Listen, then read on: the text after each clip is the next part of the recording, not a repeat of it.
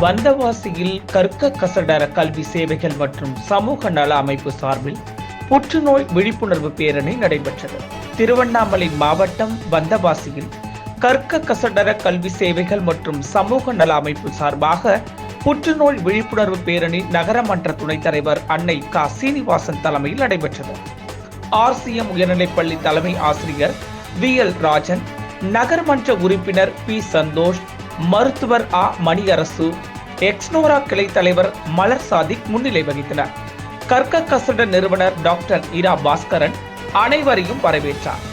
தலைமையுரையாற்றிய நகர்மன்ற துணைத் தலைவர் அன்னை க. சீனிவாசன், புற்றுநோய் என்பது தீர்க்க முடியாத வியாதி என்பதிலிருந்து தற்போது தீர்க்கக்கூடிய வியாதி என வந்திருப்பதாகவும் அதற்காக புதிய ஊசி மருந்துகள் கண்டுபிடிக்கப்பட்டதாக தெரிவித்தார். இருந்தாலும் இயற்கைக்கு எதிராக நாம் வாழும் வாழ்க்கையை தவிர்த்தால் புற்றுநோயை வெல்லலாம். குறிப்பாக பிளாஸ்டிக் பொருட்களின் பயன்பாட்டை நாம் குறைக்க வேண்டும். பொருட்களை தரம் பிரித்து உபயோகிக்கக்கூடிய தெளிவை நாம் வளர்த்துக் கொள்ள வேண்டும். மாணவர்கள் பிளாஸ்டிக் பயன்பாட்டில் ஏற்படுத்தக்கூடிய தீமைகளை குறித்தும் தங்கள் பெற்றோர்களுக்கும் சுற்றுப்புறத்தில் இருப்பவர்களுக்கும் விளக்க வேண்டும் என்று பேசினார்.